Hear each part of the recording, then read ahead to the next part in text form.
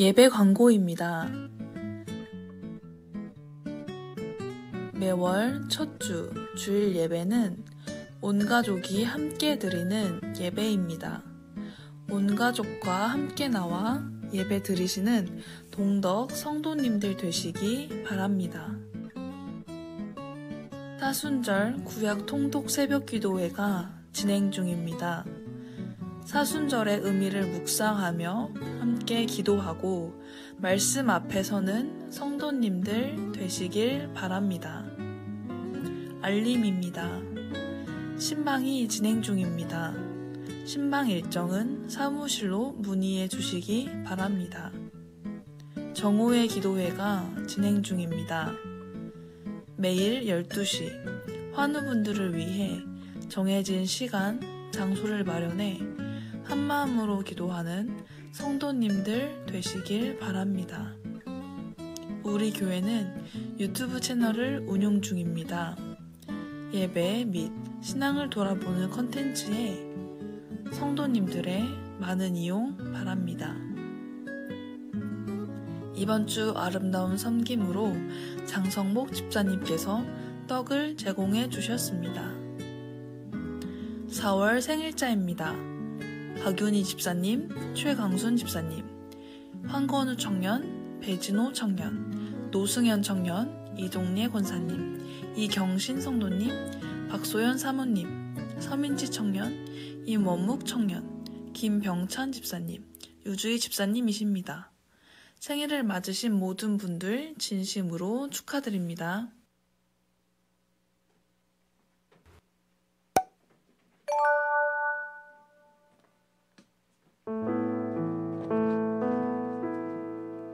안녕하세요. 제가 오늘은 전도사님께서 아프시고 해서 부재 중에 있어서 제가 섰는데 저희 오늘 드럼도 없고 악기가 많이 없어요. 그래서 좀 이렇게 평소 때보다 좀 차지 못한 소리가 날 수 있겠지만 하나님 들으시고 하나님 이 속에 함께 하시고 우리 목소리 들으시고 영광 받으실 줄 믿습니다. 그래서 이 자리에 오신 모든 분들께 그 은혜와 영광의 체험이 있을 수 있도록 기도하고 섰는데요. 하나님께서 이 자리에 우리 동덕교회 성도님께서 찬양하는 모습을 보고 기뻐하셔서 참 아름답다. 너의 찬송 소리가 너무 아름답다. 그래서 내가 이곳에 있고 싶구나 라는 말씀을 하실 수 있도록 그런 마음이 내 마음에 느껴질 수 있도록 기도하는 마음으로 찬양하시길 바랍니다.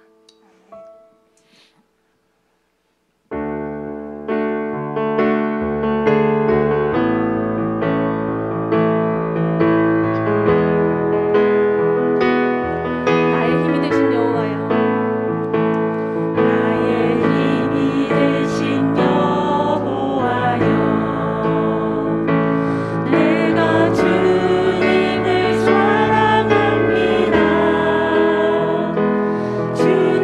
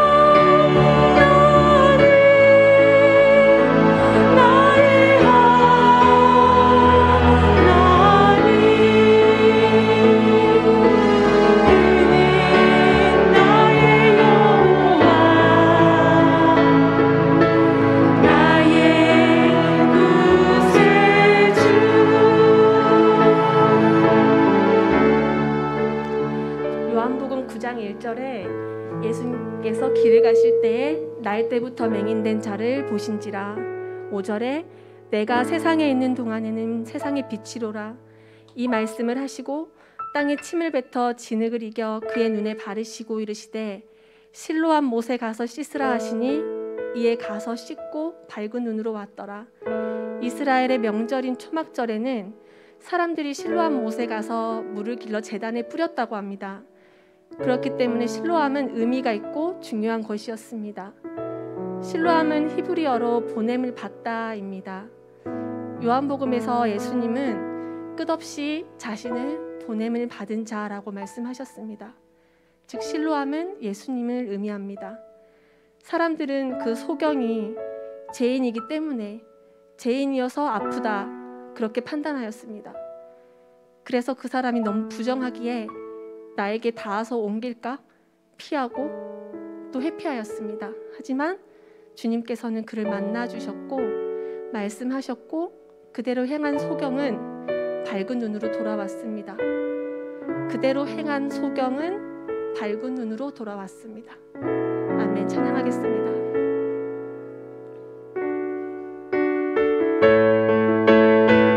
박수 치고 찬양하시겠습니다.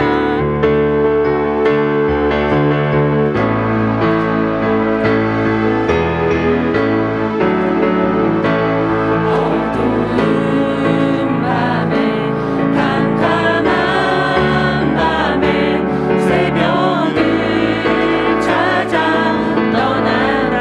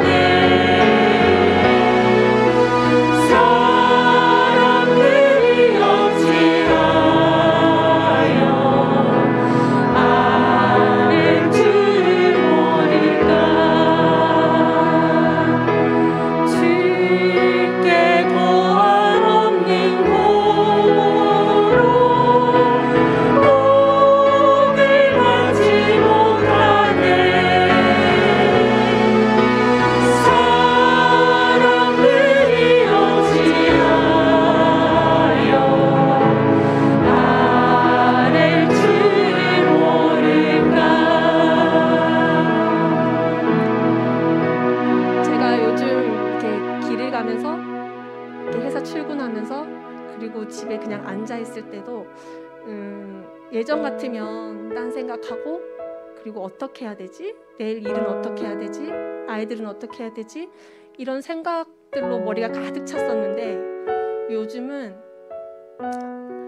좀 하나님께 기도하는 삶 말씀을 보고 그대로 따라가는 삶을 좀 살아보려고 좀 애를 쓰고 있습니다. 왜냐하면 이제 시대가 너무 이제 마지막 때에 이르렀다는 생각이 저한테 계속 들어서 내가 이대로 있다가는 안 되겠구나. 내가 이대로 있다가는 내 자녀도 죽고 나도 죽고 내 가족도 죽고 다 죽겠다. 영이 죽으면 우리 다 죽은 거잖아요. 그래서 제가 길 가면서도 주먹을 쥐고 다녀요. 하나님 함께 해주세요 이러면서 다니는데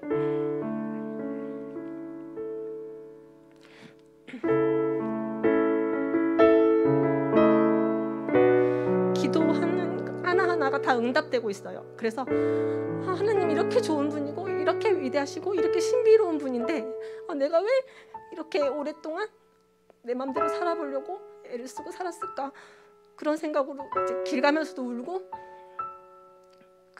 사람들이 이상하게 볼 수 있겠지만 지하철에서도 울고 요즘 그렇게 이제 좀 이렇게 약간 붕 떠서 살아요. 하나님하고 이렇게 같이 교제하느라고. 그래서 목소리도 좀 안 좋고 하지만 그런 은혜가 우리 동덕교회 모든 성도님들과 권사님들과 모든 분들에게 임하기를 원하고 저는 이 은혜가 죽는 그날까지 사라지지 않았으면 하는 그 기도를 계속하고 있어요. 그래서 저는 부족하고 죄인이지만 이런 죄인도 사랑하신 하나님을 감사하고 그리고 우리 모두에게 그런 은혜와 성령님께서 함께 해주셔서 내 힘으로는 할 수 없지만 내 힘으로는 아무것도 못하지만 성령님께서는 하시기 때문에 우리가 할 수 있음을 능히 믿고 기도하시길 바랍니다. 기도하시겠습니다. 하나님 아버지 감사합니다. 이 시간 주님 임재해 주셔서 하나님 받으시는 예배 하나님께서 정말 기뻐하시는 예배가 될 수 있도록 주님 도와주시옵소서.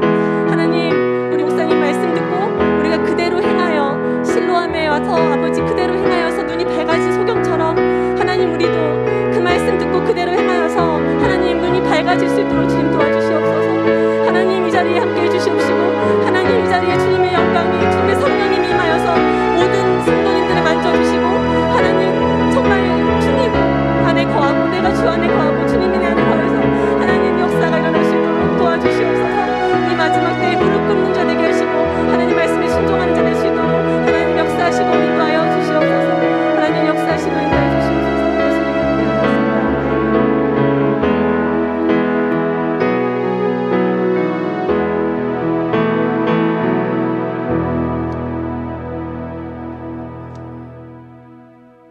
평화의 왕으로 오신 하늘의 하나님 아버지, 주님의 고난의 그 쓴 잔이 저희들이 죄의 고통에서 벗어나는 유일한 길이었음을 고백드립니다. 주님께서 고난의 쓴 잔을 받지 아니하셨더라면 저희들은 여전히 죄의 종노릇하며 마귀의 자식으로 살았을 것입니다. 하지만 저희 대신 주님께서 십자가의 길을 택하셔서 징벌을 받으시고 찔림과 상함을 받으셨기에 저희가 나음을 받았고 제사함을 받아 구원을 소유한 축복의 자녀로 살게 되었음을 믿나이다.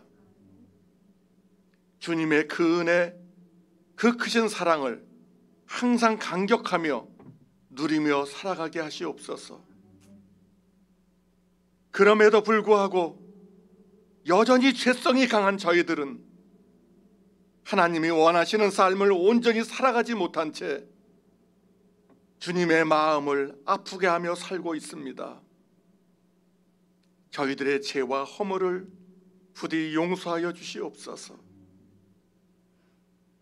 저희 마음속에 들어있는 죄악의 쓴 뿌리들을 제거시켜 주시고 감사한 마음으로 주님을 닮아가는 성도들이 되게 하여 주시옵소서. 주님께서 핏값으로 사신 저희들 종교적인 외식하는 교회가 되지 말게 하옵시고 주님의 이름을 드높이고 죄의 사슬에서 풀려 생명과 자유를 주신 주님을 찬양하며 경배하는 교회가 되게 하여 주시옵소서.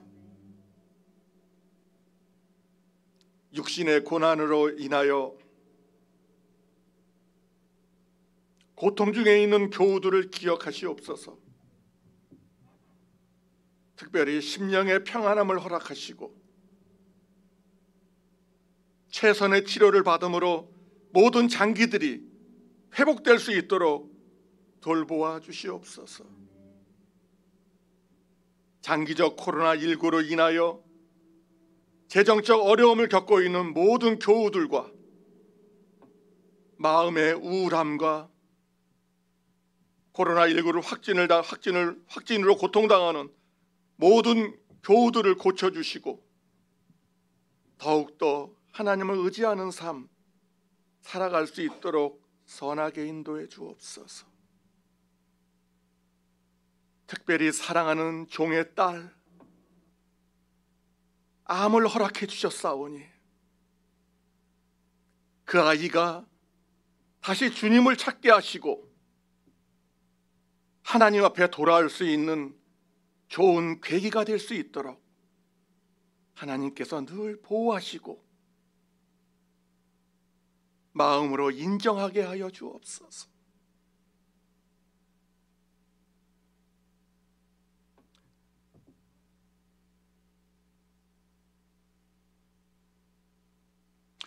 오늘도 단위에 세우신 문인서 목사님 성령 충만케 하시고 말씀의 능력도 허락해 주시며 특별히 육신의 건강 잘 회복되게 하셔서 맡겨주신 교우들 바르게 인도할 수 있는 귀한 목사님으로 꼭 사용해 주옵소서.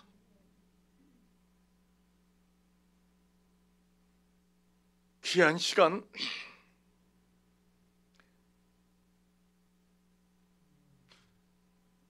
말씀 속에서 하나님의 귀한 음성을 듣는 귀한 성령의 교제가 있길 원하오며 예수 그리스도의 이름으로 감사기도 드립니다. 아멘.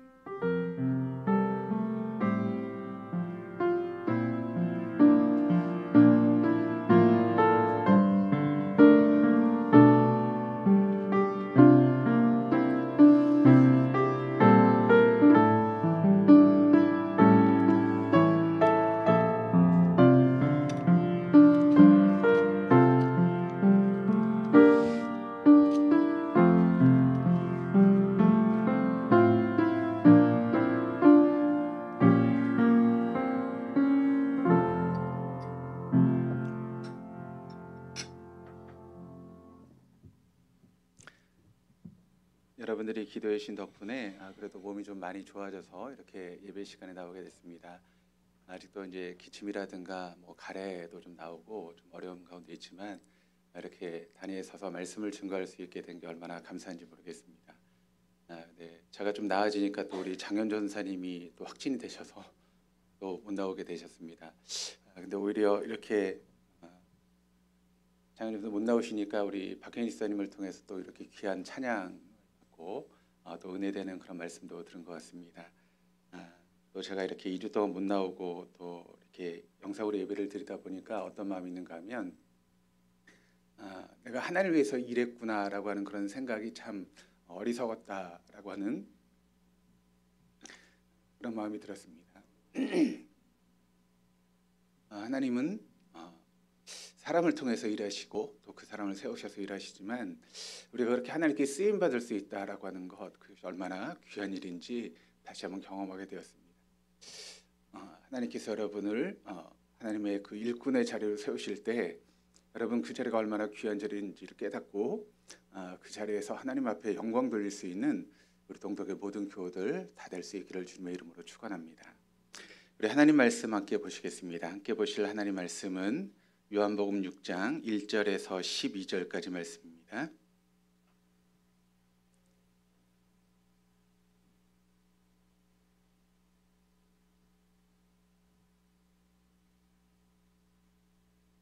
요한복음 6장 1절에서 12절까지 말씀 우리 한 절씩 교독하시겠습니다. 그 후에 예수께서 디베라의 갈릴리 바다 건너편으로 가시매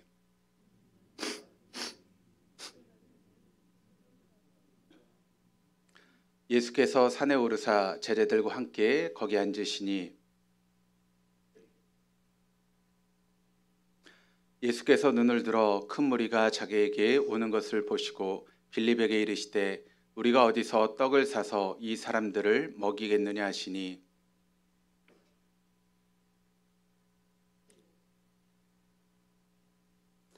빌립이 대답하되 각 사람으로 조금씩 받게 할지라도 200데나리온의 떡이 부족하리이다.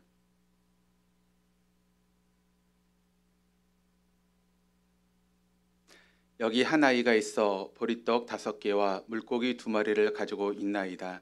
그러나 그것이 이 많은 사람에게 얼마나 되겠사옵나이까.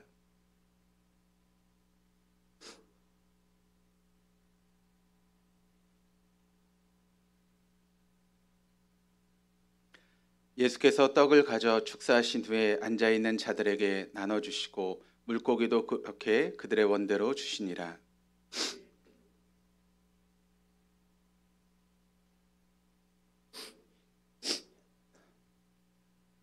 아멘. 우리 하나님 날마다 새 일을 행하시는 하나님이십니다. 믿으십니까? 네. 날마다 새 일을 행하시는 하나님은 특별한 경우를 제하고는 사람을 통해서 일하십니다. 어떤 사람이죠? 영과 진리로 예배하는 사람.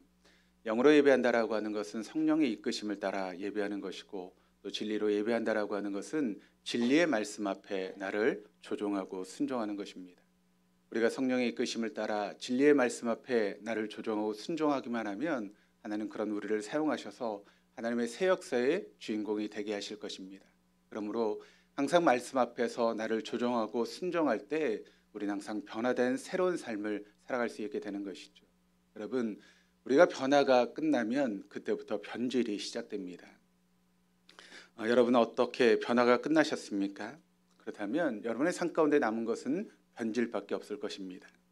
주님이 부르시는 그날까지 변화의 자리에 서서 늘 승리할 수 있는 저와 우리 동덕의 모든 교우들 다 될 수 있기를 주님의 이름으로 축원합니다. 그러기 위해서 가장 중요한 것은 바로 나를 죽이는 것입니다. 그리고 부활하신 주님을 내 삶의 주인으로 모시고 부활신앙으로 살아가는 것입니다.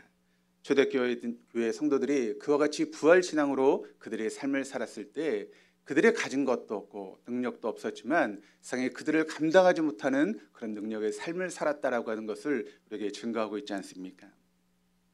우리 한번 초대교회 성도들처럼 인사하시겠습니다. 그리스도께서 부활하셨습니다. 예, 감사합니다. 우리 부활하신 주님께서 오늘 예배의 자리에 우리 함께 하실 줄 믿습니다. 예수님이 이 땅에 오신 이유를 분명히 밝히셨죠. 뭐라고 밝히셨는가 하면 잃어버린 영혼을 구원해서 제자 삼기 위해서 예수님께서 이 땅에 오셨다라고 분명하게 예수님이 오신 이유를 밝히셨습니다. 그러니까 여러분, 교회라고 하는 것은 처음부터 마지막까지 이것을 위해서 존재하는 것이 바로 교회라는 것이죠. 그러니까 우리가 이것을 잃어버리고 아무리 다른 것을 잘해도 그것은 진정한 교회가 아니라는 것입니다. 우리가 잃어버린 영혼을 구원하고 그 영혼을 제자 삼는 그 일을 위해서 하나님께서 우리를 세우시고 동덕교회를 만드신 것입니다. 그러므로 우리가 성경 공부가 좋고 찬양이 좋고 그런 것도 물론 중요한 것이지만 정말 우리가 잃어버린 영혼을 구원해서 그들을 제자 삼는 일에 우리가 노력하고 애써야 된다는 것이죠. 만약 우리 교회 안에 이런 모습이 없다면 여러분, 우리는 하나님께 버림받을 수밖에 없을 것입니다. 그러므로 우리 동덕의 모든 교우들이 잃어버린 영혼을 구원해서 그들을 제자 삼는 그런 놀라운 일에 쓰임받을 수 있는 우리 동덕의 모든 교우들 다 되시기를 바랍니다. 잃어버린 영혼을 구원하는 가장 중요한 수단이자 통로가 예수님께 무엇이었는가 하면 바로 식사였습니다. 그 식사의 자리를 통해서 많은 영혼들을 구원하셨고 그들을 인도해내시는 놀라운 역사를 우리 예수님의 공생의 생애를 통해서 발견할 수 있게 되는 것이죠. 그러므로 예수님에게 식사는 그냥 식사가 아니라 바로 식탁의 교제였다라고 하는 것을 우리에게 증거하고 있습니다. 이것을 깨달았던 초대교회 성도들은 그 식사의 자리를 두 가지로 발전시켜 나갔는데 하나는 성찬이고 또 하나는 애찬이었습니다. 그러므로 이 성찬과 애찬을 우리가 바로 알고 또 이 성찬과 애찬이 회복될 때 우리는 진정한 교회를 또 진정한 공동체를 회복하게 되는 줄 믿습니다. 우리가 말씀을 듣고 또 성경을 바로 이해하기 위해서는 어떤 성경의 한 부분을 가지고 우리가 그것을 이해하는 것은 좀 어렵습니다. 우리가 말씀을 제대로 이해하려면 성경의 전체적인 틀 안에서 그 말씀을 이해하는 것이 중요하고 또 올바로 그 말씀을 깨달을 수 있는 것이죠. 그런데 이단들은 어떤 말씀의 한 구절만을 가지고 우리를 미혹하지 않습니까? 그런데 우리가 성경의 전체적인 틀 안에서 그 말씀을 보면 그런 뜻으로 말씀하시는 것이 아닌데 자꾸 이단들은 성경의 구절을 가지고 우리를 미혹하게 되는 것이죠. 그러므로 우리가 성경을 바로 이해하려면 성경의 전체적인 틀 안에서 말씀을 이해하는 것이 중요합니다. 오늘 본문의 말씀도 마찬가지입니다.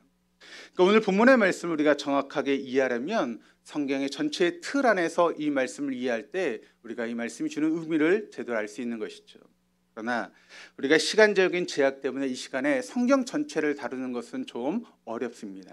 그렇기 때문에 이 시간엔 다 다룰 수 없지만 그래도 최소한 우리가 본문 말씀이 들어있는 이 요한복음의 목적 기록을 알고 우리가 이 말씀을 받을 때 이 말씀의 의미가 우리에게 새롭게 다가올 수 있는 것입니다. 요한은 이 요한복음을 기록하면서 20장 30절 31절 바로 윗부분에 그 말씀의 제목을 붙여놨습니다. 어떻게 붙여놨는가 하면 이 책을 기록한 목적이라고 분명하게 이야기를 하고 있습니다. 그러니까 우리가 요한복음 20장 30절 31절의 말씀을 보시면 요한이 이 사도 요한이 요한복음을 기록한 목적을 우리가 알 수 있게 된다는 것이죠. 그렇다면 이 책을 쓴 목적이 무엇인가? 예수께서 많은 사람들 앞에서 이 책에 기록되지 않은 다른 많은 표력들을 이루셨다라고 하는 것을 이야기하고 있는데, 그러니까 이 책에 기록되지 않은 많은 수 없이 많은 그런 표력들이 있지만 그럼에도 불구하고 31절에 이 책을 기록한 목적이 무엇인가 하면 이렇게 기록을 하고 있습니다. 여러분으로 하여금 예수가 그리스도시요 또 하나님의 아들이심을 믿게 하고 또 그렇게 믿어서 그의 이름으로 생명을 얻게 하기 위해서 바로 사도 요한이 이 요한복음의 말씀을 기록하고 있다라고 하는 것을 우리에게 증거하고 있습니다.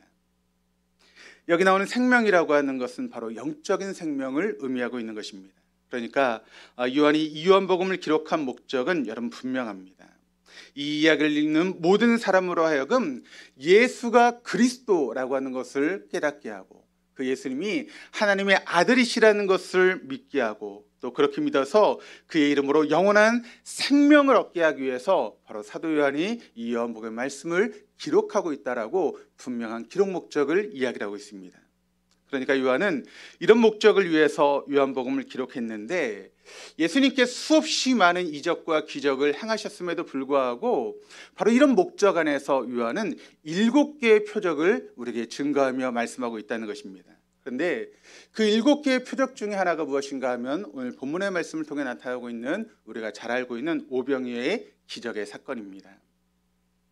오병이어의 기적의 사건은 여러분 사복음서에 다 기록이 되어 있습니다. 그런데 다른 복음서, 즉 공관복음이라고 부르는 우리가 마태, 마가, 누가와 이 요한복음 약간 좀 다른 그런 모습이 좀 있는데 이 공관복음에 기록되고 있는 오병이어의 기적과 그리고 요한복음에 기록된 이 오병이어의 기적이 약간은 다릅니다. 공관복음에 기록되어 있는 그런 말씀을 우리가 보게 되면 공관복음의 오병이어의 기적은 그 기적 자체의 어떤 목적을 두고 이런 말씀을 기록을 하고 있습니다. 그러니까 예수님이 이런 이적도 행하실 수 있는 그런 하나님의 아들이다라고 하는 그런 관점에서 공관복음이 오병이어의 기적을 기록하고 있다면 요한복음은 약간 다른 차원에서 이야기를 하고 있습니다. 한 걸음 더 나아가서 오병이어의 기적을 행하신 그 이유가 무엇인가 기록 목적에 대해서 이야기하고 있는 것이 바로 요한복음의 말씀이라는 것이죠. 그러니까 예수님이 단순히 이런 기적만을 행하실 수 있는 분이 아니라 한 걸음 더 나아가서 그와 같은 기적을 통해서 우리에게 무엇을 보여주고 계시는가 하면 바로 예수님은 영원한 생명을 우리에게 주시는 분이시다. 바로 예수님은 생명의 떡이 되시는 분이시다라고 하는 것을 강조하기 위해서 요한복음이 이 말씀을 우리에게 증거하고 있다는 것이죠. 35절의 말씀 우리 같이 한번 읽어보시겠습니다. 35절 예수께서 이르시되 나는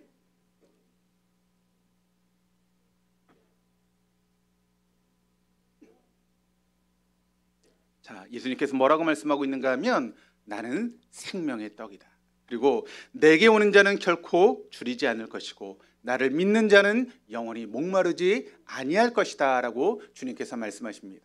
그러니까 그 이야기를 들었던 사람들의 반응이 어떤 반응을 보이고 있는가 하면 41절 42절이 이렇게 증거합니다. 우리 한번 같이 읽겠습니다. 자기가 하늘에서 내려온 떡이라 하심으로 유대인들이 예수에 대하여 수군거려 이르되 이는 요셉의 아들 예수가 아니냐. 그 부모를 우리가 아는데 자기가 지금 어찌하여 하늘에서 내려왔다 하느냐. 그런데 예수님께서는 그들을 향해서 다시 한번 말씀하시는데 47절에서 50절 말씀입니다. 같이 읽겠습니다. 진실로 진실로 너에게 이르노니 믿는 자는 영생을 가졌나니 내가 곧 생명의 떡이니라. 너희 조상들은 광야에서 만나를 먹었어도 죽었거니와 이는 하늘에서 내려오는 떡이니 사람으로 하여금 먹고 죽지 아니하게 하는 것이니라. 그렇습니다. 이 말씀을 통해서 예수님 지금 우리에게 무엇을 말씀하고 있는가 하면 예수님이 그저 기적만을 행하시는 그런 분이 아니라는 것입니다. 그것을 뛰어넘어서 이런 이적을 통해서 주님께서 우리에게 주시기 원하시는 것은 무엇인가 하면 바로 영원한 생명을 주시기를 원하시고 있다라고 하는 것을 분명히 밝히고 있는 것이죠. 그러니까 여러분, 이 요한복음 6장이 쭉 계속해서 이야기하고 있는 것이 무엇인가 하면 바로 이것을 얘기하려고 6장을 통해서 길게 지금 이야기를 하고 있는 것입니다. 이런 분명한 이해를 가지고 우리가 본문의 말씀을 보면 이 말씀을 좀 더 이해하기 쉽게 되는 것이죠. 그러면 이런 이해를 가지고 우리가 본문으로 한번 가보겠습니다.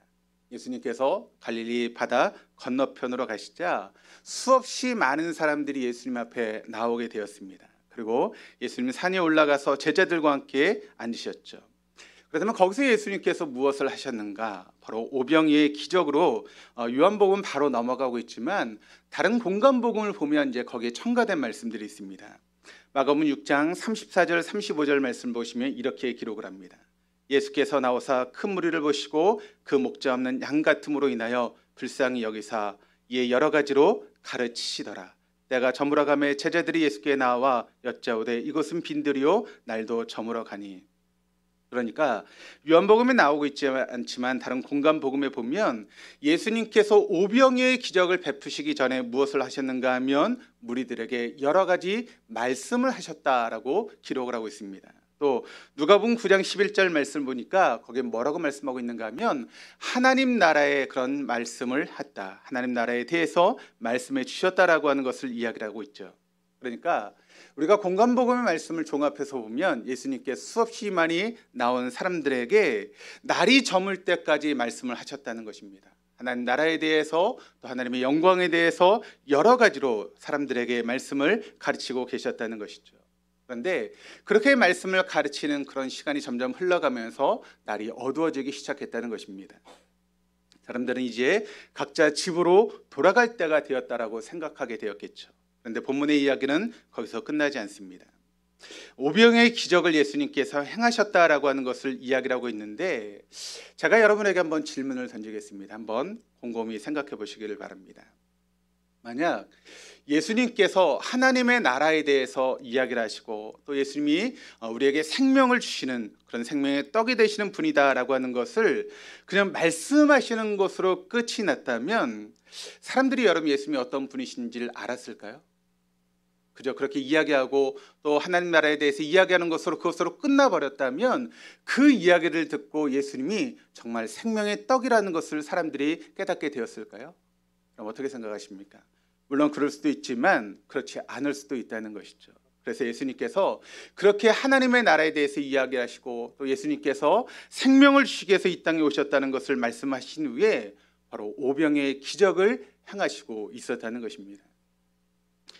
누가복음 9장 10절에서 17절까지 말씀을 보시면 오병이의 기적 기사가 이제 누가복음에 나오고 있습니다. 그런데 이 10절에서 17절까지 앞뒤 그런 부분의 말씀을 보시면 오병이의 기적이 나오기 전에 7절, 8절 말씀을 보시면 어떤 말씀이 나오고 있는가 하면 이 분봉왕 헤롯이 예수님에 대한 이야기를 듣습니다. 그리고 당황하기 시작하죠.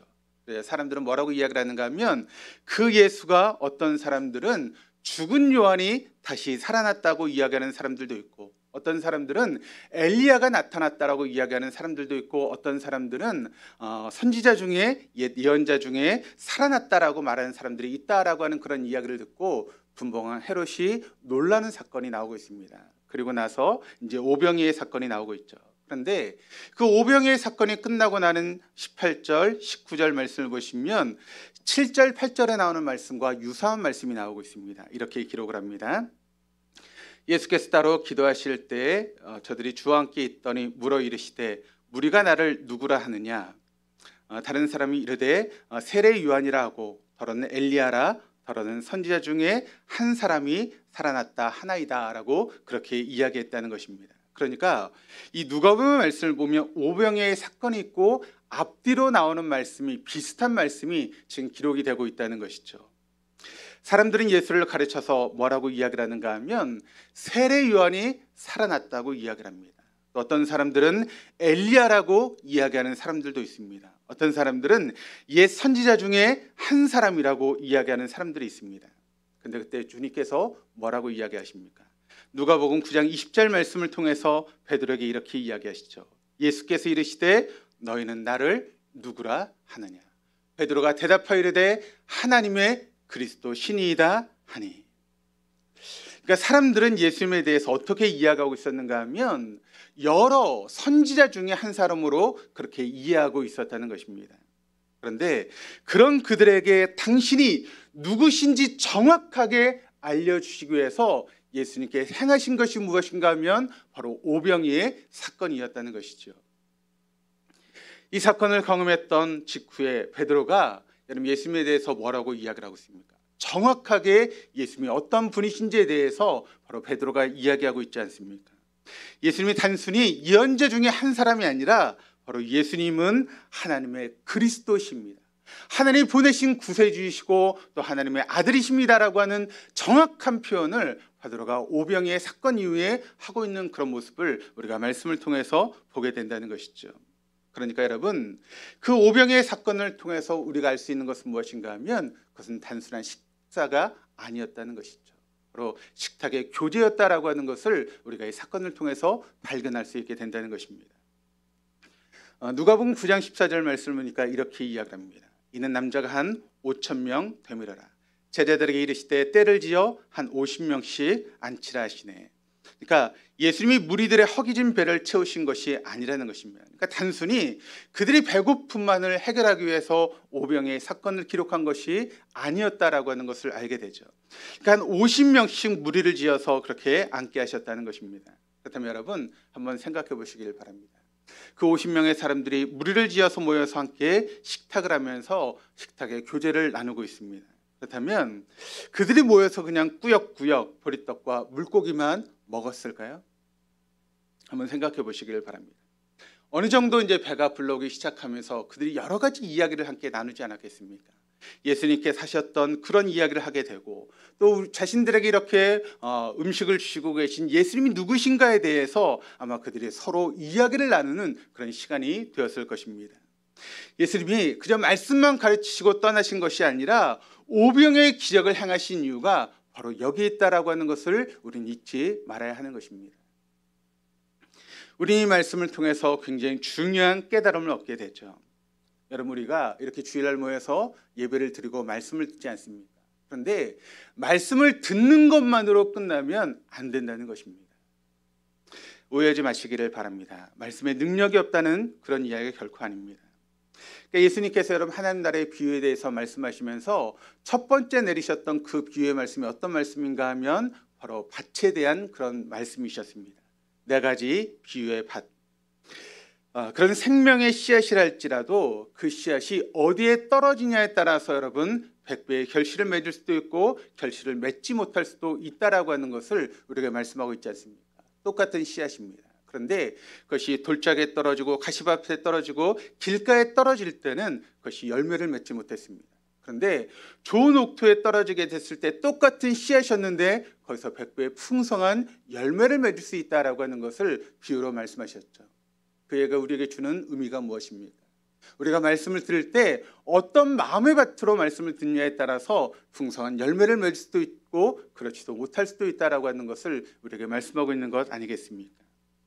그렇습니다. 말씀이 우리의 마음에 새겨지기 위해서는 반드시 그 말씀이 우리의 삶 가운데 녹아들어야 된다는 것입니다. 그래서 여러분, 목장이 필요한 것입니다. 바로 목장이 그 말씀이 우리 가운데 녹아들 수 있는 모판과 같은 역할을 하는 것이 바로 목장이기 때문에 그렇습니다. 여러분, 우리가 목장에 모이면 뭘 해야 될까요? 예배를 통해서 들었던 말씀을 가지고 우리가 한 주간, 여러분 한 주간을 살아가게 되지 않습니까? 그 말씀을 붙들고 한 주간을 살아가게 되는데 그 말씀을 붙들고 살아갈 때 여러 가지 간증들이 우리의 삶 가운데 있을 수 있다는 것이죠. 아까 박현희 집사님이 이제 간증을 하지 않았습니까? 말씀을 붙들고 주먹을 쥐시면서 한 주간 동안 살아가실 때 하나님께서 우리 집사님의 기도를 들으셨다라고 하는 그런 간증을 하셨습니다. 근데 여러분, 그 간증이 집사님 혼자 이렇게 느끼시고 끝나버리면 여러분 이제 집사님 혼자 은혜를 받으시지만 그것을 함께 나누면 어떻게 되죠? 우리 모두가 은혜를 받는 것 아니겠습니까? 그러니까 목장의 몸이라는 것이 바로 그런 장소라는 것이죠. 우리가 말씀을 가지고 그 말씀을 붙들고 살아가면서 받았던 은혜를 함께 나누는 장소가 바로 목장이 되어야 된다는 것이죠.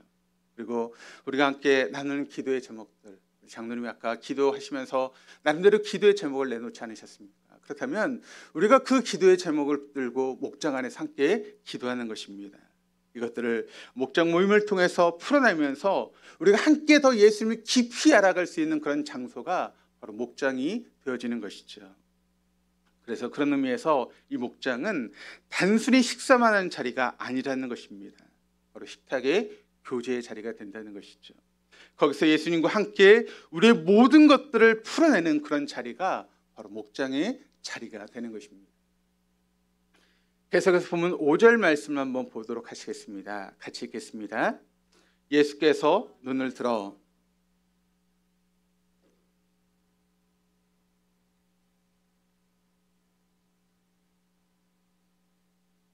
주님께서 지금 빌립에게 질문을 하고 계시는데 왜 이런 질문을 지금 빌립에게 하고 계시는 것일까요?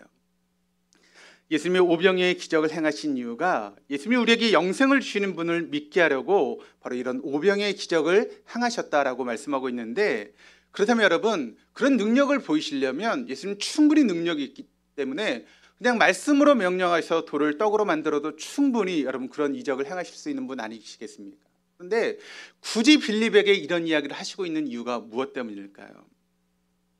그냥 돌로 여러분 떡을 만들어서 사람들에게 나눠주면 사람들은 그것을 보고 예수님이 생명의 떡이시는구나 라고 하는 것을 알게 될 텐데, 그냥 그렇게 이적을 행하시면 될 텐데 굳이 왜 빌립에게 이런 말씀을 하시고 또 이런 이적을 행하시고 있는 것일까요? 주님께서 큰 무리가 자기에게 모여드는 것을 보시고 빌립에게 말씀하시죠. 우리가 어디에서 빵을 사다가 이 사람에게 먹일 수 있겠는가?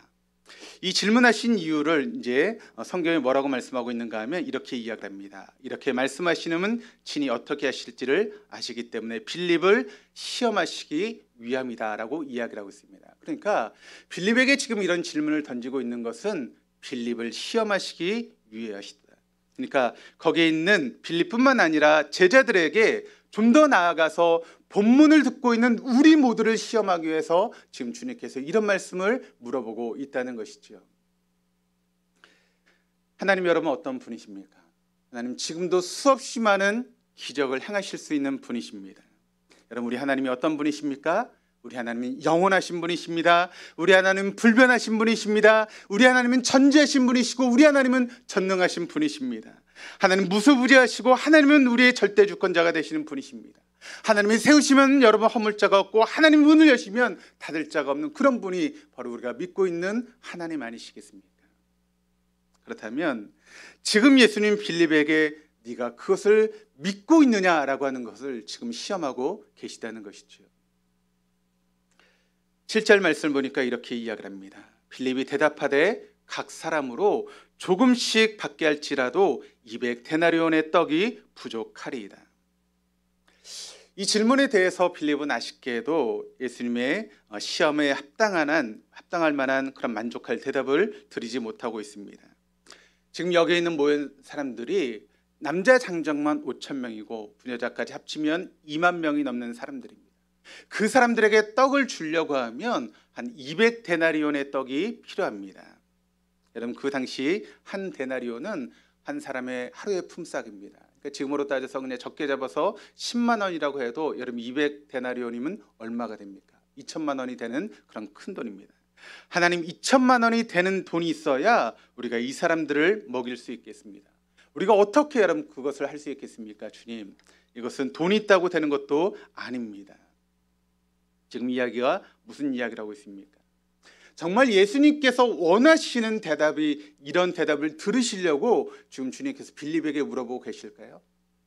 주님께서 계산을 하지 못해서 지금 그 계산을 하라고 빌립에게 이런 질문을 던지고 계시는 것일까요? 아닙니다.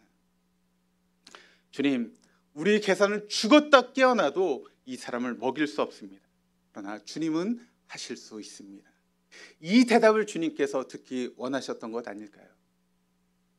그런데 빌립은 그렇게 대답하지 않고 아주 냉철한 판단과 이상으로 세상에 보기에 딱 떨어지는 그런 대답을 지금 주님께 드리고 있는 것 아니겠습니까? 그런데 여러분, 그것은 결코 신앙적인 대답이 아닙니다. 결코 그 답 속에 기적이 일어날 수 없다는 것입니다. 여러분, 우리가 왜 이 자리에 앉아 있습니까? 왜 우리가 신앙생활을 하죠? 사단이 왕노릇하는 세상을 내 힘만으로 제대로 살아갈 수 없기 때문에, 그래서 죽음의 권세를 이기시고 살아나신 그 부활하신 예수님을 내 삶의 주인으로 모셔드리고 살기 위해서 우리가 이 자리에 나와서 예배를 드리고 신앙생활하는 것 아니겠습니까? 믿음은 내가 믿는 것이 아닙니다. 믿음은 주어지는 것입니다. 내 힘으로, 내 계산으로, 내 이성으로, 내 의지로 감히 주님이 하신 일을 판단하려고 하니까 우리 인생 가운데 아무것도 되지 않는 것입니다. 고린도전서 12장 3절 말씀이 이렇게 증거합니다. 그러므로 내가 너에게 알리노니 하나님의 영으로 말하는 자는 누구든지 예수를 저주할 자라 하지 아니하고 또 성령으로 아니하고는 누구든지 예수를 주시라 할 수 없느니라. 그렇습니다. 믿음은 전적인 성령의 선물입니다. 그 누구도 성령을 힘입지 않고는 예수님을 주님으로 고백할 수 없는 것이죠. 그러므로 우리가 해야 될 일은 무엇입니까? 내 머리, 내 경험, 내 판단, 그것을 가지고 우리가 삶을 살아가는 것이 아니라는 것이죠. 자꾸 우리의 생각과 우리의 이성으로 예수님의 일을 판단하려고 하니까 우리의 신앙이 여러분 어려움을 당하는 것입니다. 내 삶 가운데 하나님의 능력이 나타나지 않는 것입니다. 하나님의 기적을 보지 못하는 그런 삶을 살아갈 수밖에 없다는 것이죠. 그러므로 우리가 해야 될 일은 무엇인가 하면 하나님 앞에 내 이성을 앞세우고 내 판단을 앞세우는 것이 아니라, 하나님, 우리가 믿음이 없습니다. 이런 나를 불쌍히 여겨 주십시오. 하나님, 나에게 믿음을 주셔서 내가 믿음으로 하나님을 바라볼 수 있도록 나를 이끌어 주십시오라고 하는 그런 부분들이 우리에게 필요하다는 것이죠. 그리고 내가 먼저 하려고 하지 마시고 이 상황 가운데 부활하셔서 지금도 역사하신 주님께 물어보시기를 바랍니다. 주님, 내가 뭘 해야 될까요? 주님이 원하시는 것이 무엇입니까? 그리고 그대로 순종하는 것입니다.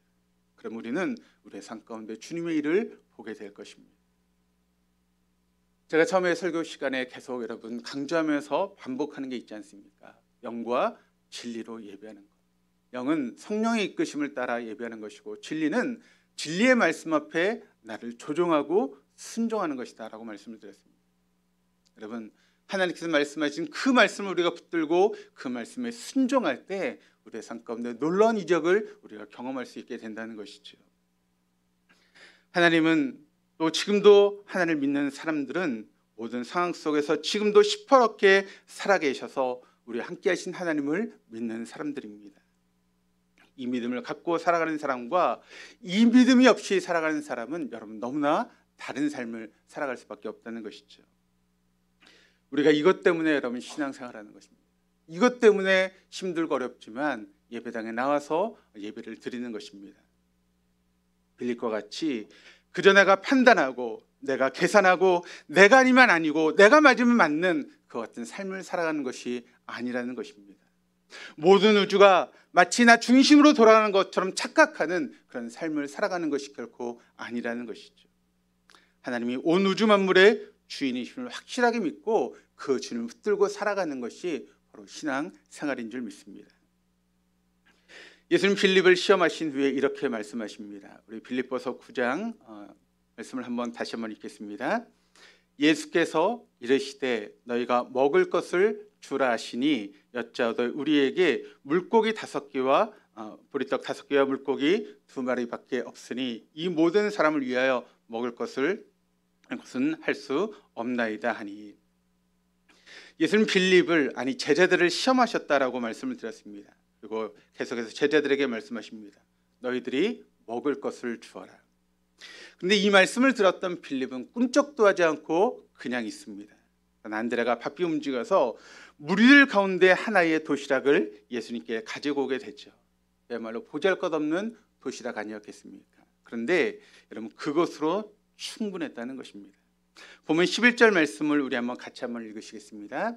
예수께서 떡을 가져 축사하신 후에 앉아있는 자들에게 나눠주시고 물고기도 그렇게 그들의 원대로 주시니라. 그리고 12절 말씀 보니까 그 자리에 있는 모든 사람들이 다 배부르게 먹게 되었다라고 이야기를 하고 있습니다. 그 다음 제가 한번 여러분에게 질문을 던지겠습니다. 여러분 소년이 자신의 도시락을 지금 주님 앞에 내놓지 않았습니까? 보리떡 5개와 물고기 2마리, 그러니까 자신의 도시락 전부를 지금 안드레에게 맡겼습니다. 그렇다면 그 소년은 배불리 먹었을까요? 아니면 쫄쫄 굶었을까요? 배불리 먹었을까요? 쫄쫄 굶었을까요? 배불리 먹었습니다. 다시 질문하겠습니다. 여러분 거기에 모인 사람들 중에 도시락을 가지고 온 사람이 이 소년만 도시락을 가져왔을까요? 아니면 다른 사람도 도시락을 가져왔을까요? 어떻게 생각하십니까? 그 당시 유대인들은 장거리 외출을 할 때는 항상 도시락을 챙겨가지고 다녔다는 것입니다. 이 소년이 내오는 물고기 2마리와 보리떡 5개는 한 2끼 분량의 그런 식사의 분량이라는 것입니다. 그렇다면 거기에 이 소년 외에도 수없이 많은 사람들이 아마 도시락을 가지고 왔을 것입니다. 그런데 왜 그 수없이 많은 사람들이 도시락을 가지고 왔음에도 자신에게 도시락을 내놓지 않고 왜 소년만이 도시락을 내놓게 되었을까요? 왜 그랬을까요?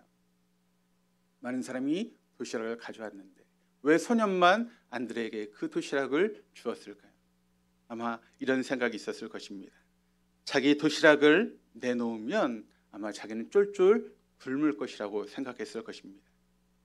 그러면 나는 좋은 일하고 나만 손해보는 것이다 라고 하는 그런 생각이 아마 사람들의 생각 가운데 있었을 것입니다. 왜 우리가 주님을 위해서 일하지 못할까요? 왜 우리가 주님 앞에 드리지 못한 이유가 무엇입니까? 왜 공동체를 위해서 우리의 것을 드리지 못한 이유가 어디에 있습니까? 그것은 바로 우리가 내 것을 내놓으면 손해를 볼 것이라고 하는 그런 생각이 우리에게 있기 때문에 그렇습니다. 우리가 주님께 드리면 여러분 나뿐만 아니라 우리 모두가 배불리 먹게 된다라고 하는 것이 오늘 말씀의 중요한 교훈입니다. 이것이 바로 상 공동체와 믿음의 공동체가 다른 것입니다. 예수님이 오병의 기적을 통해서 하신 일은 우리에게 영원한 생명을 주시는 풍성한 분이라는 것을 알게 하시기 위해서 이런 일을 행하시고 있습니다. 예수님 안에 있으면 한 소년의 보리떡 5개, 물고기 2마리로 이렇게 많은 사람들이 풍족하게 배불릴 수 있다라고 하는 것을 말씀하고 또 그것을 깨닫게 하시는 것이죠. 그리고 이것을 깨닫게 되었을 때 그들의 마음이 열리기 시작합니다. 그리고 그들의 주머니가 열리기 시작합니다. 그리고 아마 그들은 도시락을 내놓기 시작했을 것입니다. 만일 예수님 혼자서 말씀으로 여러분 해서 독을 떡으로 만들어서 사람들을 먹이셨다면 여러분 어떻게 됐을까요? 그것은 그저 예수님의 한 기적의 한 이벤트로 그냥 끝나버리고 말았을 것입니다. 그러면 사람들은 그 이야기를 듣고도 그런 이적을 경험하고도 아마 아무 일도 하지 않고 그저 예수님이 하시는 것만을 바라보고 그렇게 행동하고 말았을 것입니다. 그러나 하나의 도시락을 사용하셔서 모든 사람에게 찔림을 주시고 나눔의 축복을 경험하게 하시는 오병의 기적을 우리가 보게 되는 것입니다. 그렇습니다. 우리 하나님은 특별한 경우를 제하고는 사람을 통해서 일하십니다. 항상 사람을 통해서 보잘것없는 것, 작은 것이라 할지라도 하나님 앞에 들려지기만 하면 얼마든지 큰 역사를 이룰 수 있다라고 하는 것이 오늘 말씀이 우리에게 보여주고 있는 말씀의 능력 아니겠습니까? 우리 주님은 얼마든지 이 작은 것을 통해서 풍족함을 이루실 수 있는 그런 분이십니다. 그것을 바로 사람들이 알게 되었던 것이죠. 그래서 여러분, 초대교회 성도들이 아낌없이 자신의 것을 내놓지 않았습니까? 자신이 가진 재산과 소유를 팔아서 교회 공동체에 나누고 함께 그것을 사용했던 초대교회의 모습을 우리가 너무나 잘 알고 있습니다. 왜 그들이 그렇게 했을까요? 바로 이는 오병의 기적을 경험했기 때문에 그들이 그와 같은 삶을 살아낼 수 있었다는 것입니다. 말씀을 정리하겠습니다. 이 말씀을 통해서 우리는 몇 가지를 깨달을 수 있게 됩니다. 그것은 무엇인가 하면 예수는 우리에게 생명을 주시는 생명의 떡이다라고 하는 것을 우리가 알아야 된다는 것이죠. 그렇습니다. 예수님은 생명의 떡이십니다. 그들은 떡을 먹었지만 단순하게 떡만을 먹은 것이 아니었습니다. 떡을 먹은 뒤에 예수님이 누구신지를 분명히 알 수 있게 되었다는 것이죠. 바로 이 사실을 오늘 말씀이 본문을 통해서 우리에게 증거하고 있는 것입니다. 여러분, 목장 모임은 바로 이런 모임을 통해서, 이런 교제를 통해서 생명의 떡이신 예수님을 만나는 것입니다. 처음에 식사를 하고 함께 음식을 나누지만 그 음식을 먹고 난 후에 함께 이야기의 보따리를 풀어내는 것입니다. 이런저런 이야기를 하면서 서로서로 지난 한 주간 동안 내가 예수를 만났던 이야기를 풀어내는 것이고, 또 내가 예수를 놓쳤던 내 삶 가운데 어떤 어려움이 찾아왔다라고 하는 것을 사람들에게 풀어놓는 것이고, 이런 이야기를 점점 풀어가면서 점점 생명의 주님께 나아가는 그런 시간을 갖는 것, 그것이 바로 목장의 모임이라는 것입니다. 그러니까 목장은 단순히 식사만 하는 자리가 아니라는 것입니다. 거기서 예수님을 만나는 것입니다. 생명의 떡이신 예수를 만나 믿음의 자리로 나아가는 것, 그것이 바로 목장의 모임이라는 것이죠. 두 번째, 예수님은 우리의 작은 것을 사용하시는 분이시라는 것입니다. 예수님이 여러분, 우리가 없는 것을 원하시는 분이 아닙니다. 우리에게 빚을 내라고 말씀하시는 분도 아닙니다. 내 손에 있는 것이면 충분하다고 말씀하시는 분이십니다. 물론 그렇다고 해서 못 쓰는 것을 가져오라는 것이 아닙니다. 작지만 소중한 것을 나누라는 것입니다. 그것을 나눌 때 그것을 통해서 주님은 얼마든지 큰 일과 세일을 할 수 있다라고 하는 것을 우리가 이 말씀 가운데 절대로 놓쳐서는 안 된다는 것이죠. 여러분, 그 소년이 가져왔던 보리떡 5개와 물고기 2마리는 이게 얼마나 보잘것없는 것인지 여러분 아십니까? 그 당시 보리떡은 웬만한 사람들이 먹지 않던 그런 떡이었습니다. 그러니까 굉장히 거친 그런 음식이었기 때문에 굉장히 가난한 사람이나 혹은 짐승들이 먹던 것이 바로 보리떡이었습니다. 그러니까 보통 사람들이 먹지 않는 그런 음식이었다는 것이죠. 여기 나오는 물고기라고 하는 것이 요한복음에는 물고기를 헬라어 단어로 옵사리아라고 하는 그런 단어를 쓰고 있습니다. 그런데 여러분, 일반적으로 성경에 나오는 물고기를 이야기를 할 때 어떤 단어를 쓰는가 하면 익투스라고 하는 그런 단어를 씁니다. 그런데 요한복음에는 어떤 단어를 쓰고 있는가 하면 옵사리아라고 하는 그런 단어를 쓰고 있습니다. 이 옵사리아라고 하는 단어가 이제 어떤 때 사용하는 단어인가 하면, 여러분, 사람들이 물고기를 잡지 않습니까? 그런데 율법이 뭐라고 말씀하고 있는가 하면, 다 자란 물고기는 잡아도 되지만 어린 치어는 잡지 말라. 잡아도 그것을 놓아주라고 그렇게 율법이 되어 있습니다. 그러니까 물고기를 잡았습니다. 그런데 자꾸 보니까 이것을 성으로 가져가기엔 뭔가 좀 마음이 찜찜합니다. 내가 율법을 어기는 것 같습니다. 그런데 이것을 또 놓아주자고 하니 이게 제법 자랐습니다. 그러니까 가져가지도 못하고 다시 물속에 놓아줄 수 없는, 그러니까 사람들은 그때 어떻게 하는가 하면 해변가에 그냥 던져놓습니다. 그러면 가난한 사람들이 그것을 다 걷어갑니다. 거기다 소금을 치고 그것을 먹게 되는데, 그때 사용되는 단어가 바로 옵사리온이라고 하는 단어입니다. 그러니까 이 물고기는 보통 사람들이 먹지 않고 버려지는 그런 물고기라는 것이죠. 어쩌면 약간 상할 수도 있는 그런 물고기라는 것이죠. 가장 천하고 가장 보잘것없는 물고기였지만 예수님이 가장 작은 것을 가지고 큰 이적을 베푸시는 놀라운 일을 행하셨다는 것이죠. 여러분, 여러분이 주일을 하실 때 없어서 못하시는 것이 아닙니다. 여러분이 가난해서 안 되는 것이 아닙니다. 여러분이 못 배워서 쓰임받지 못하는 것이 아닙니다. 여러분이 온전히 드리지 못하기 때문에 우리가 하나님께 쓰임받지 못하는 것입니다. 주님, 나를 써주옵소서. 머리 대신 주님께서 나를 몸으로 사용하여 주옵소서.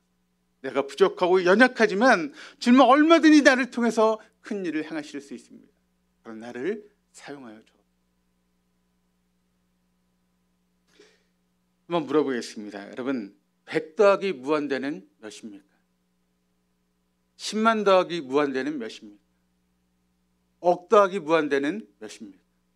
다 무한대죠. 100이냐 10만이냐 억이냐 중요하지 않습니다. 무한대신 주님께 붙들리면 우리가 다 똑같아질 수 있다는 것입니다. 그 무한하신 주님, 그 주님 안에 내가 붙어있을 때 주님은 주님의 분량을 나를 통해 역사하시고 이루시고 있다는 것입니다. 사랑 우리 동도의 교우들이 그렇게 주님께 붙들릴 수 있기를 주님의 이름으로 축원합니다. 내 능력이 100밖에 되지 않지만, 그런데 무한대신 주님께 붙들릴 때 우리는 무한대의 일을 할 수 있는 것입니다. 내가 가진 것이 100이냐 10만이냐 억이냐 그것이 중요한 것이 아니라 그 무한대신 주님께 붙들려 사용할 수 있는 저와 동독의 우리 모두가 되어질 수 있기를 주님의 이름으로 축원합니다. 그런 소망을 가지고 기도하시기를 바랍니다. 하나님, 내가 주님께 쓰임받기를 원합니다. 나를 사용하여 주옵소서. 나를 통해 놀라운 일들이 일어날 수 있도록 나를 써 주옵소서. 기도하시겠습니다.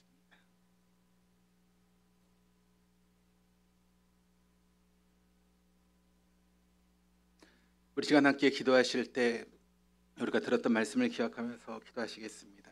하나님, 내가 부족하지만 나를 당신의 도구로 사용하여 주옵소서. 온전히 나를 주님께 드릴 때 하나님, 나를 통해서 주의 큰 일을 이루어 주옵소서. 이 시간 함께 통성으로 기도하시겠습니다. 좋으신 아버지 하나님, 은혜와 사랑을 감사드립니다. 하나님, 우리가 믿음 없었음을 주님 앞에 고백합니다.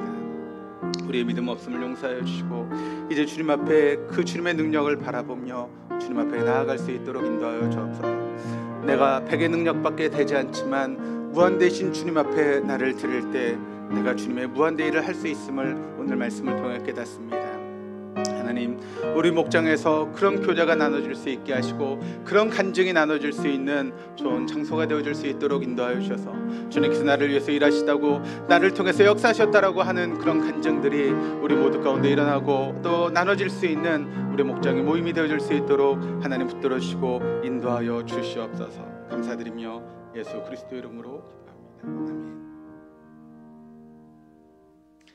성찬식을 거행하시겠습니다. 우리 장로님들은 준비해 주시길 바랍니다. 잠시 눈을 감으시겠습니다. 이제 조용히 기도하시면서 오늘 각자에게 들려주셨던 레마의 말씀을 붙잡으시기를 바랍니다. 이제 나에게 들려주신 레마의 말씀을 붙잡고 부활하신 주님과 함께 믿음으로 살기를 원하는 성도들을 이 거룩한 은혜의 자리에 초대합니다. 우리 다 같이 찬송가 228장 오 나의 주님 친히 배우니 부르시면서 떡을 받으시겠습니다. 떡을 받으시면 바로 입에 넣지 마시고 손에 들고 기다리시다가 집례자의 안내에 따라 드시겠습니다. 오 나의 주님 친히 배우니 영원한 세계 밝게 나타나 한없는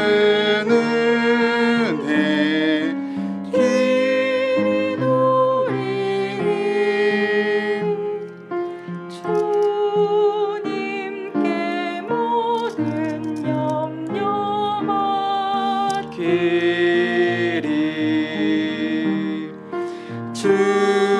주님의 떡을 내가 먹으며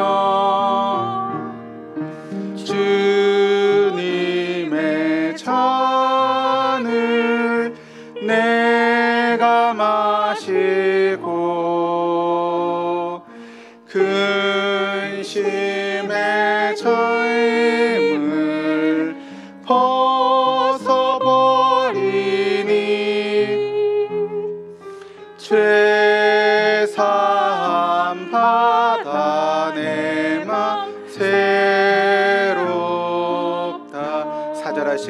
시겠습니다.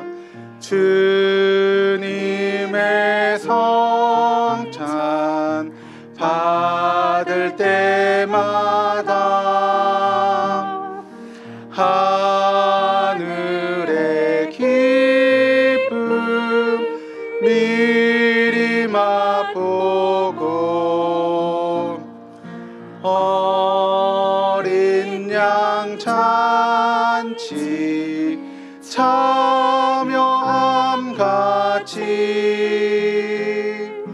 영원한 복을 내가 누리리. 아멘.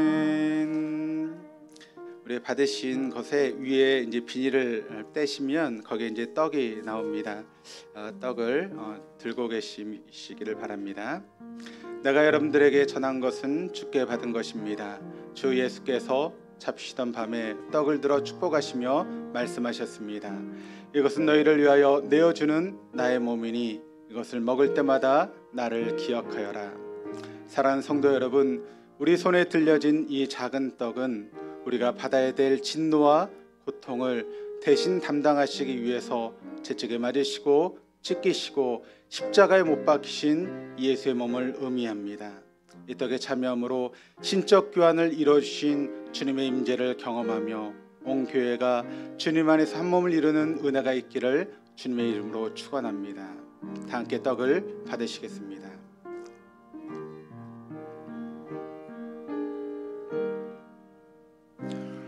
우리 주의 보좌로 찬양하시겠습니다.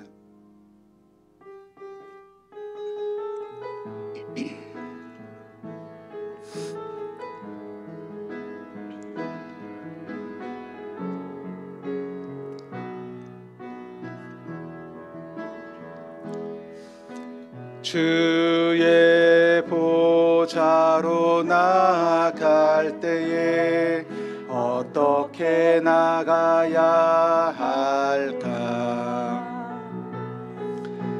나를 구원한 주의 십자가 그것을 믿으며 가네. 주의 보좌로 주의 보좌로 나아갈 때에 나 여전히 부족하나. 나를 품으신 주의 그 사랑 그것을 믿으며 가네. 자격 없는 내 힘이 아닌 오직 예수님의 보혈로 자격 없는 내 힘이 아닌 오직 예수님의 보혈로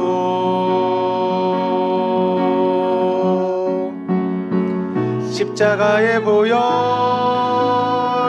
완전하신 사랑 힘입어 나갑니다.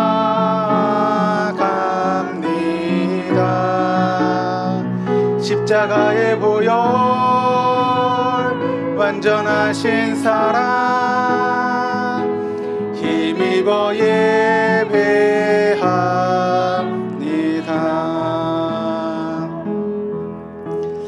우리 한 단계를 더 벗기시면 이제 포도주가 나오게 됩니다. 포도주를 따시고 들고 계시겠습니다. 식사 후에 또 잔을 들고 말씀하셨습니다. 이것은 죄사함을 얻게 하려고 너희를 위하여 흘리는 나의 피니 이것을 마실 때마다 나를 기억하여라. 사랑하는 성도 여러분, 우리 손에 들려진 포도주는 우리를 죄에서 구원해 주셔서 그리스도의 정결한 신부가 되게 하시고 마지막 때에 다시 오셔서 우리를 데려가마 약속하신 하나님의 거룩한 보혈을 의미합니다. 이 잔을 믿음으로 받아서 이제부터 영원한 하나님 나라에 대한 소망을 가지고 부활하신 예수님과 동행하며 승리하는 삶을 살아가시는 우리 동독의 모든 교우들 다 될 수 있기를 주님의 이름으로 축원합니다. 기도하시겠습니다. 참 좋으신 하나님, 십자가에 달려 죽으신 예수님을 다시 살려주셔서 우리로 하여금 부활의 소망을 가지고 살아가게 하여 주시니 감사합니다. 이 잔을 믿음으로 받아서 이제부터 영원한 하나님 나라에 대한 소망을 가지고 부활하신 예수님과 동행하며 승리하는 삶을 살아가게 하여 주옵소서. 우리를 위해 죽으시고 다시 살아나셔서 우리의 그리스도와 삶의 주인이 되시는 예수님의 이름으로 기도드립니다. 아멘. 함께 잔에 참여하시겠습니다.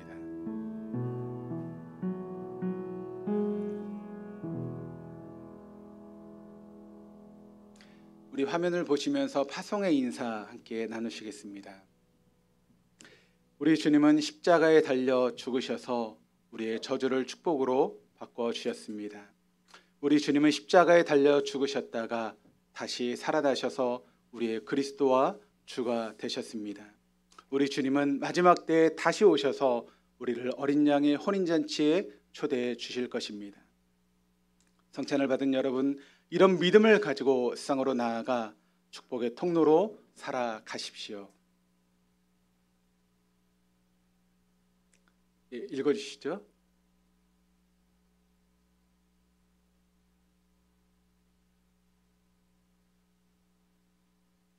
아멘. 이런 놀라운 능력이 우리 동독의 모든 교우들 가운데 있기를 주님의 이름으로 축원합니다. 우리 찬송가 220장 함께 찬양하시면서 준비하신 예물 봉헌하시겠습니다.